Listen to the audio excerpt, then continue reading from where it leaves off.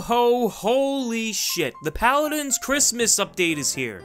Merry Mayhem stuffs our stockings full of goodies, and holy cannoli, what a great present I got this year. A significant amount of content was added with this latest patch, but the question is it any good? Well, I guess you'll have to figure that one out by the time the video is over. The real questions we should be asking here are, will Hi-REz ever fix their crashing issues? Will Terminus ever be in a playable state? And most importantly, will Syberbolt ever refer to the company as Evil Mojo? These are questions that have been asked since the dawn of time, and regrettably, may never have an answer. Like every other online multiplayer game in existence, the holiday brings us a limited time event, complete with challenges, event-exclusive currency, and rewards. Just like Dark Tides, we gotta do what we've been accustomed to, and play an endless amount of games to earn limited time currency. However, this time, the currency is not locked behind RNG. What a relief. I can't recall how many people I've seen or heard complain about the doubloon RNG bullshit from the previous event. Seriously, who in their right mind would add a limited time currency that only gets distributed by RNG NPC spawns? Rewarding players with sweets by completing event-exclusive challenges really does make a huge difference, and I'm glad they changed it to be this way. At least the devs learned from that disaster, I hope. I'm not gonna lie though, it felt nice being on the good side of RNG for once. I walked away with the event with all the limited edition skins, and even encountered 2 Wolf Victor spawns, one after another on the last day. So now that we can acquire currency in an efficient way, let's take a look at what exactly is available to purchase during this event. The event shop includes event-exclusive past skins, a gingerbread death stamp, some avatars, sprays, a VIP pose for Furia, and 2 brand new roaming emotes for Genos and Lian. Out of all the new shop content added, the Lian sitting emote in particular really speaks to me, but I just can't figure out why. Coming back to reality here for a second. I know she's supposed to be sitting on a chair, so the question is, where the hell is it? How is it possible to have this much incompetence to add an unfinished emote to your live game after having the patch on the PTS for over a week? It baffles me how they didn't catch this. For once though, I think I actually liked a bug. So if you could not fix this one, that'd be great. Before moving on to the skins, I'd just like to bring something up that you've probably heard before from me. The question I want to ask is, why are limited time shop event items still locked behind a paywall? Seriously, this is getting ridiculous. There are plenty of people who refuse to or simply cannot purchase one of the event bundles to unlock the shop. So the question is, why do you even bother letting them collect the currency in the first place? I know, it's to encourage people to purchase one of the bundles in the future, but still, buying the bundle after grinding for sweets makes little to no sense simply because purchasing a bundle gives you sweets to unlock the shop items anyway, and if someone were to purchase the entire bundle, they would receive enough sweets to almost clear out the entire store. I guess if you intend on purchasing one of the bundles, it doesn't look too bad. See, I'm trying to look at things from other perspectives now. I'm being progressive. Even so, I think it's nothing but a kick in the nuts to those who can't afford a single one. If it were up to me, I'd make it so someone who couldn't purchase a bundle could still buy the items from the shop, just at a higher price than those who have bought the bundles. Free-to-play players may not get everything in this case, or rather, have the time to get everything, but at least if they did it the way I wanted them to, they'd have a chance at getting something. And before anybody types in the comments section something like, "But it's a free-to-play game, they have to make money," or "Stop asking for free things, they have to make money," let me ask you this. When the fuck did I ever ask or imply that I didn't know this, or that I wanted free things? I don't know where anyone gets that message from, or why people think this. Maybe in one of my videos I made it out to seem like that, but I know for a fact that I never asked for free shit. Jesus Christ, some of you people really need to work on your listening skills. I know they need money. I understand that. I'm fine. Absolutely fine with Hi-REz selling skins in bundles like this, where you pay to get what you want instead of paying to maybe get it out of a loot box, or paying to maybe get it from a battle pass if you can manage to hit whatever goal you're reaching for. What I don't like is how older items and simple things like sprays and avatars are locked behind a paywall. There's no reason for it. let's be 150% real here.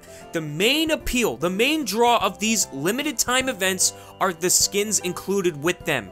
Not these. Not the Festive Furia spray or the Lian Chibi avatar. It's the skins, which perfectly segues us into the next part of the video. The skins, like usual, can only be acquired by spending crystals, which means if you haven't been saving up from the battle pass or your weekly logins, you're gonna have to fork over some cash. Am I going to complain about this? No, because like I just said, skins should cost money. First, we'll take a look at Dredge. I'm not entirely sure why they gave him a Christmas skin. I mean, he just came out, and I don't really think he needs a new one, and to be honest, I don't really think that the theme suits him. But still, whatever, it's here, let's just deal with it. He's supposed to be Santa Claus, but I think they should have just made Barrack dress up as him this year. It's been a while since he had a skin anyway, right? His primary weapon received a makeover, turning his octopus gun into a shark gun, and with it being in the spirit of Christmas and all, Hi-REz even gave the shark a little red blinking nose, making him Rudolph the Red-Nosed Great White? I don't know. Overall, a decent quality model for the weapon, and the skin looks pretty good too, although I really wish they toned down the brightness on the nose shine when reloading. It's like every time I reload using the skin, I need a new pair of glasses, I swear to God. It's just very distracting in my opinion.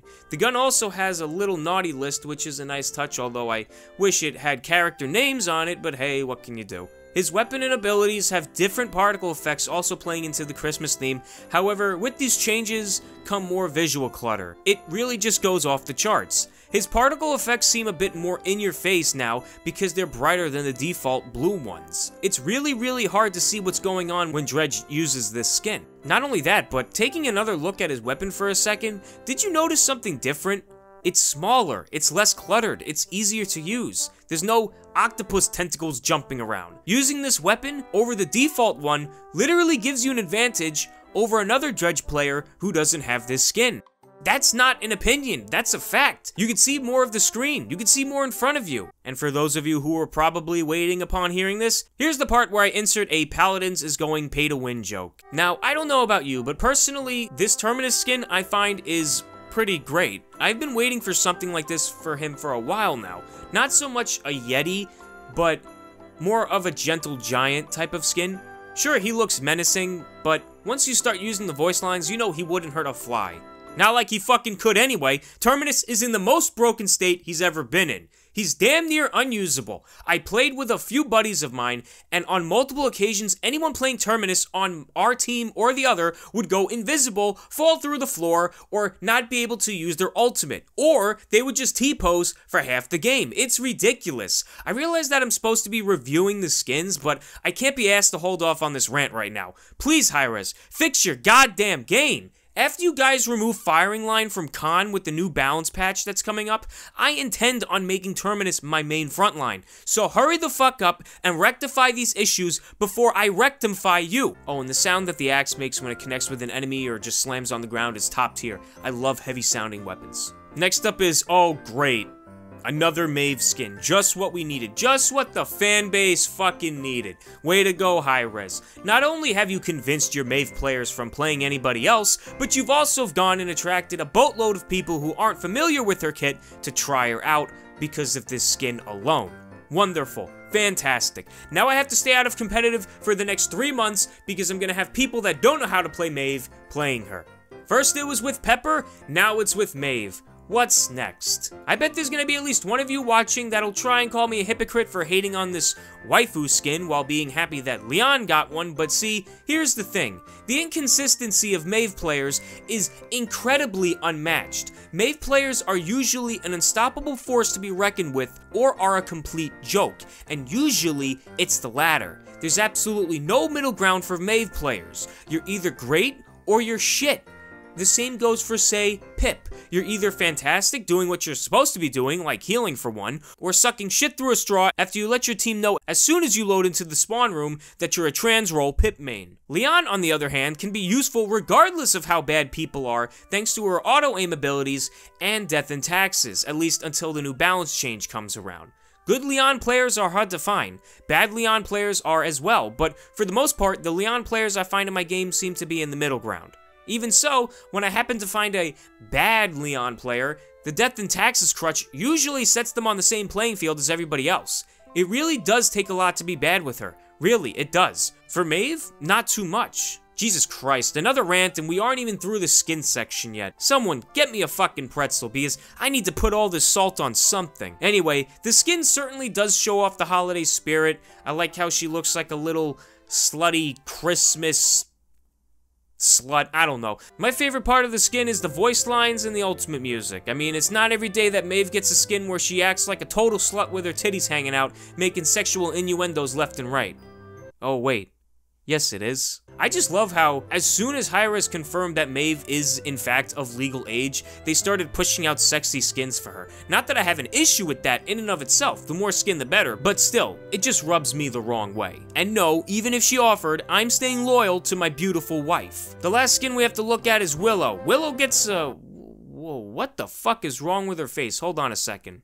There we go. Willow gets an interesting skin this event, turning her into a Christmas pixie, I think. It looks okay, I guess, I don't know. I don't really have too much to say about this one. Hi-REz is obviously taking advantage of their alternate reality echo clone-like character skins with Willow this time, like they did with Pip and Pepper, so I guess if anything, it'll get more people to try her out, because God knows I won't unless I have to use her for a challenge or something. It's refreshing to see a skin directly purchasable with cash, but Jesus Christ, why is it so much when compared to the others? It arguably looks worse than the other skins and costs more than one bundle. Last but not least, wait, didn't I say Willow was last? Whatever. Lian gets a God damn! Yeah, sorry, I gotta go. I'll be right. Wait, you're not Lian! This is an imposter. Lian is not blonde, nor is she a joyful, loving person. She's a cold, heartless bitch that puts you in your place and punishes you for the slightest mistake, and that's why I love her. In all seriousness, though, this is without a doubt my favorite skin of the patch. The only complaint I have isn't so much about the skin itself, but the lack of the old customization system. I think this skin would have looked a million times better if we were able to just superimpose the default head on the body, or hell, just replace the blonde hair with white hair. Blonde hair just doesn't, it just doesn't seem right. It doesn't fit her. I also like how Hi-REz gave us two options for the weapon, one with and without the scope after that poll that they held. It's a nice gesture for those who wanted one but don't really care for the other. Even so, what puzzles me is the fact that they added a scope to a gun on a character that never uses a scope in the first place. Like, it doesn't make any sense. Anyway, every day starting the 17th, there's a daily event that gives us something to do, rewarding players in some way. Some days give bonus experience for whatever you're trying to grind out, some give cosmetic goodies like an avatar or a spray that aren't available in the shop, and some days add more free champions in the free-to-play rotation, which I highly encourage anyone who hasn't bought all the champions to take advantage of. It's never a bad thing to branch out and try new champions, especially in an ever-evolving game. Even more so when it's ran by Hi-REz. You just never know when your main or your favorite champion will be gutted, so my advice to you would be play a bunch, see which ones you like, make a note of it, and grind for them at a later date. The brand new siege map, Water's Gate, has been added to the game as well, despite all the negative feedback it's been given. I'm not even sure how the hell this thing managed to make it past playtesting, let alone make it into the live servers. Aesthetically, the map is superb. When comparing this map to any of the others, it's by far the best looking one. However, just like Hanamura in Overwatch, it doesn't matter how pretty a map looks, if it plays like shit, it plays like shit. Which this map does. My main issues with the map are, 1, the map is outright broken in a few places, having players fall through the ground to their death. 2, the map layout is just weird and is pretty damn small when compared to the other siege maps, and 3, the crystal flotation gimmick that they added doesn't even always work. It also doesn't help that half of the map length is covered by the spawn room on the leftmost side. I don't know who thought this was a good idea, putting the exit this far up when compared to the other ones. There's literally no point of using these in the beginning of the round because it just takes longer to get to the point. The left exit was added to stop spawn camping, but couldn't they have come up with something else? Or at least not make it go up as far? I know when building maps, layout and gameplay are focused on first because the assets and appearance of the map are only added when everything checks out okay, but with this map in particular, it feels like Hi-REz put the appearance first and the gameplay second. Another thing I noticed is that even though there's a wide color palette, the colors feel washed out. It's actually kind of hard to see things at a distance in this map in my opinion. Maybe it's just me, but I think the map could play a lot better if they just added a bit more lighting. Also, with this patch, I think they added 2 more test maps, but I haven't been able to try them out, unfortunately. I just didn't happen to get them in my queue. So, I guess up next is the balance changes. Here's the part where I'm gonna give myself a goddamn stroke. I don't know what it is with Hi-REz, but for whatever fucking reason, Dredge was barely hit with any nerfs. Look, I understand that making extreme changes to a champion could potentially change the meta. I understand that it would take some time to change card effects. I understand that these alterations aren't done overnight. What I don't fucking understand, though, is why out of all the fucking things they did, they gave Scuttle fall-off damage. What the absolute fuck is that? It addresses nothing. Scuttle was a problem, but not because of the damage fuckery it caused. The problem with Scuttle is when it's paired with Heave Away. This is the reason why it's busted. There are a few other reasons why I'd like to see Dredge get raped with the balance hammer, but Heave Away in particular is the main culprit. I could go on and on about the other things wrong with Dredge's entire existence, but I'm not gonna do it in this video. If you'd like to hear more about how much I absolutely fucking despise this right-click holding asshole, well, I got some great news for you. I'm gonna make a video about it, so be sure to hit that little bell icon next to the subscribe button to stay in the know about that. When will that be out? I'm not too sure. All I know is that if he isn't hit and hit hard when the Season 2 balance changes come out, we're gonna have a problem. For once, I'd just like to ban someone else in competitive other than Dredge, you know? It's annoying that he has to take the place of, say, Strix or Kinessa. And no, I don't ban them because I have trouble playing against them. I ban them so none of the shitters on my team throw by picking them. Aside from Dredge ruining almost every casual match that I've played within the last few months, Furia received a well-needed revert to her main healing ability, Kindle Soul. I don't know why this was changed in the first place. Kindle Soul isn't what was broken with her kit. It's obviously the amount of healing Pyre Strike can do. I mean, for fuck's sake, it heals more than Ying's ultimate ability, and it's on what, like a 12-second cooldown? Who fucking thought it was a good idea? That's not to say in practice it's broken, because most of the time, you know, no one stands inside the fucking thing on either team, but still, it does too much healing for such a low cooldown. There's also the issue that it can heal multiple teammates at the same time, provided they're smart enough to stand inside the beam. And surprisingly enough, those two were the only changes made to the champions this patch. According to the Hi-REz team, they're looking to greatly overhaul many different aspects of the game's balance by adjusting items, base abilities, cards, and talents in the future, which I am also worried about, which is why I'm probably going to make a video about that as well. One last thing I want to just bring up with you before I move on to the bug fixes. I love how for Furia, the balance team came up with a fucking explanation as to why her main healing ability was lowered by 1 second, but they couldn't come up with anything regarding Dredge. It's like they know that if they say anything at all, it'll just be used against them for the rest of the game's lifespan and turned into a meme or something. I can see it now. In the big balance change coming up, the Dredge section patch notes would have developer commentary, and it'd say something like this: "We're fucking idiots. We don't know how to properly balance a new champion. Please be patient with us. We have autism. It took us a few months to realize the absolute fuckery that was Dredge,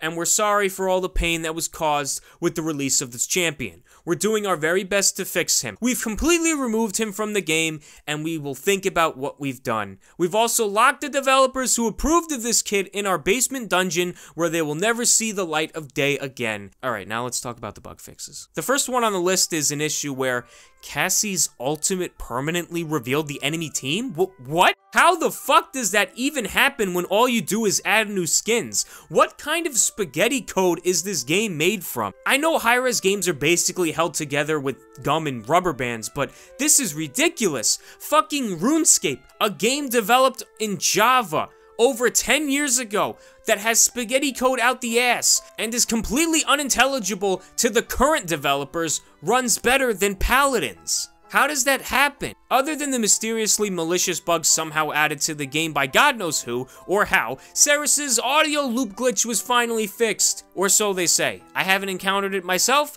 but I'm sure it's still present in the game somewhere. Another squashed bug on the list that didn't end up in the patch notes is the emote wall hack glitch thing.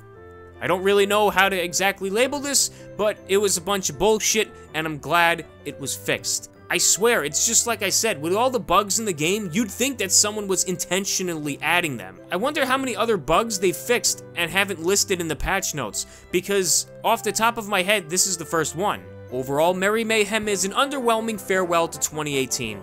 The skins look great, don't cost any more than they normally would, and everyone gets free shit for the last 2 weeks thanks to the community events. The event's exclusive currency is not dictated by RNG, and Lian gets a face-sitting emote, which I am so happy for. But unfortunately, with Hi-REz, all good things must come to an end. And no, I'm not talking about the chair getting added to Lian's emote. Water's Gate is visually impressive, yet still feels like it has a few gameplay design flaws. Not only that, but in the nature-sided spawn room, you can fall through the fucking floor. How in God's name did this even get past testing? And even better, why hasn't it been fixed yet?